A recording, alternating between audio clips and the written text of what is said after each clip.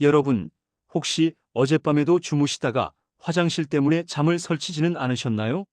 따뜻한 이불 속에서 겨우 잠들었는데 갑자기 찾아오는 소변 신호 때문에 찬바람을 맞으며 화장실을 다녀오고 나면 다시 잠들기도 쉽지 않죠. 날씨가 영하로 뚝 떨어지는 추운 겨울이 되면 유독 화장실을 자주 찾게 된다는 분들이 참 많습니다.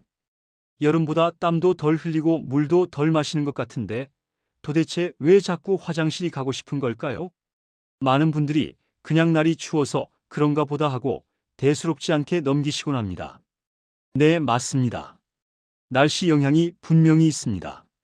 우리 몸은 체온을 유지하기 위해 굉장히 예민하게 반응하는데요. 날이 추워지면 우리 몸의 교감신경이라는 것이 활발해집니다. 그러면 방광 근육이 평소보다 더 잘 수축하게 되죠. 방광이 예민해지니까 소변이 조금만 차도 금방 마렵다고 느끼게 되는 겁니다. 그런데 여러분, 정말 중요한 사실이 하나 있습니다. 단순히 날씨 탓이겠지 하고 넘겨서는 절대 안 되는 위험한 신호들이 숨어 있을 수 있다는 겁니다. 겨울철 빈뇨가 내 몸이 보내는 심각한 구조 신호일 수도 있다는 사실 알고 계셨나요? 오늘 이 시간에는 겨울철에 유독 심해지는 배뇨 문제, 그 속에 숨겨진 진짜 원인과 우리가 꼭 지켜야 할 건강 수칙에 대해 아주 자세히 알아보겠습니다. 오늘 내용만 잘 들으셔도 올겨울 밤잠 설치는 일은 확실히 줄어드실 겁니다. 먼저 내 상태가 어떤지 한번 점검해 볼까요? 단순히 화장실을 자주 가는 것을 넘어서서 제가 지금 말씀드리는 증상들이 나타난다면 각별한 주의가 필요합니다. 첫 번째로 하루에 소변을 보는 횟수가 8번이 넘어가는 경우입니다. 너무 자주 화장실을 들락날락하는 것이죠. 두 번째는 야간뇨입니다. 자다가 소변 때문에 한 번이라도 깬다면 이것도 문제 신호입니다. 깊은 잠을 방해해서 다음날 컨디션까지 망치게 되죠. 세 번째는 잔뇨감입니다. 화장실을 다녀왔는데도 뭔가 개운하지 않고 방광에 소변이 남아있는 듯한 찝찝한 느낌이 드는 겁니다. 마지막 네 번째는 절박뇨입니다. 소변이 마려우면 참기가 너무 힘들어서 화장실 가다가 속옷을 적실 뻔한 경험 혹시 있으신가요? 갑자기 급하게 마려운 증상이 반복된다면 방광에 문제가 생겼다는 신호입니다. 특히 겨울철에는 우리 몸의 면역력이 전체적으로 떨어지기 쉽습니다. 면역력이 떨어진 상태에서 방광까지 예민해져 있으니 요로 감염 같은 비뇨기 질환에 걸릴 위험이 훨씬 커지게 됩니다. 그래서 방금 말씀드린 네 가지 증상 중 하나라도 해당된다면 그냥 겨울이라 그런가 보다 하고 참으시면 안 됩니다. 비뇨기과를 찾아서 혹시 다른 질환이 있는 건 아닌지 꼭 진단을 받아보셔야 합니다. 그렇다면 어떤 분들이 더 조심해야 할까요? 전문가들은 특히 우리 어르신들, 고령층 여러분의 세심한 관리가 필요하다고 강조합니다. 나이가 들면 방광 기능도 자연스럽게 약해지기 마련이니까요. 그리고 당뇨병 같은 만성 질환을 앓고 계신 분들도 주의하셔야 합니다.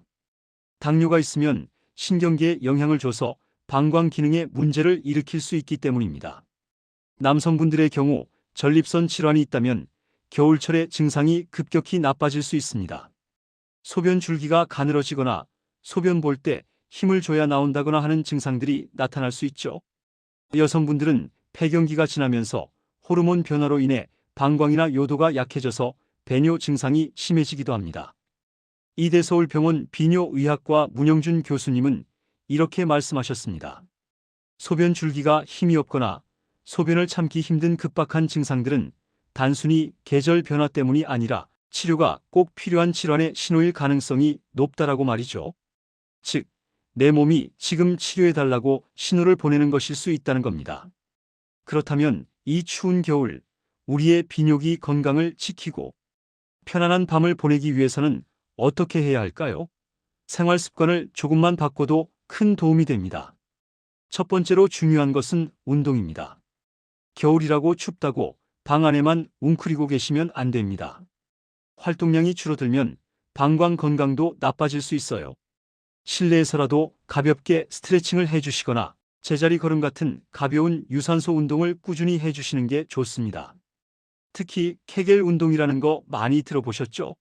골반 근육을 강화하는 운동인데요. 소변을 보다가 중간에 끊는 느낌으로 항문과 요도 주변 근육을 조였다가 풀었다가 하는 겁니다. 이 운동을 꾸준히 하시면 방광을 조절하는 능력이 좋아져서 빈뇨나 요실금 예방에 아주 효과적입니다. TV 보실 때나 앉아 계실 때 수시로 해주시면 참 좋습니다. 두 번째는 식이요법, 즉 먹는 것입니다. 방광을 자극하는 음식들을 좀 피해 주셔야 하는데요. 대표적인 게 커피 같은 카페인 음료, 그리고 술입니다. 이런 것들은 이뇨작용을 촉진해서 화장실을 더 자주 가게 만들고 방광을 예민하게 합니다. 또 음식을 너무 짜게 드시는 것도 좋지 않습니다. 과도한 염분 섭취는 신장과 방광에 부담을 줄 수 있습니다. 여기서 많은 분들이 오해하시는 게 하나 있습니다. 화장실 자주 가기 싫으니까 물을 안 마셔야지 하고 수분 섭취를 확 줄이시는 분들이 계신데요. 이건 정말 위험한 생각입니다. 물을 너무 안 마시면 소변이 농축되어서 방광을 더 자극하게 되고 오히려 요로 감염의 위험이 커질 수 있습니다. 그렇다고 찬물을 벌컥벌컥 드시라는 건 아닙니다. 너무 차가운 물은 방광을 놀라게 할 수 있으니까요. 미지근한 물을 조금씩 자주 마셔서 우리 몸에 필요한 수분을 충분히 보충해 주는 것이 가장 지혜로운 방법입니다. 여러분, 배뇨장애는 단순히 나이가 들어서 혹은 겨울이라서 어쩔 수 없이 겪어야 하는 불편함이 아닙니다. 이걸 그냥 방치하면 어떻게 될까요? 처음에는 방광 기능만 나빠지지만 시간이 지나면 소변을 걸러내는 신장 기능까지 저하될 수 있습니다. 신장이 망가지면 우리 몸 전체의 건강을 심각하게 위협하게 됩니다. 문영준 교수님도 강조하셨습니다. 배뇨 불편감이 반복된다면 주저하지 말고 전문의를 찾아 조기 진단과 적절한 치료를 받아야 한다고 말이죠. 오늘 밤부터라도 혹시 화장실 때문에 잠을 설치신다면 내 몸이 보내는 신호를 무시하지 마세요. 따뜻한 물 자주 드시고 실내에서 가볍게 운동도 하시면서 방광 건강을 챙겨주세요. 그리고 증상이 계속된다면 꼭 병원에 가보시길 당부드립니다. 여러분의 건강하고 활기찬 노후를 위해 오늘 밤은 부디 푹 주무시길 바랍니다. 오늘 전해드린 정보가 여러분의 건강 관리에 조금이나마 도움이 되었으면 좋겠습니다.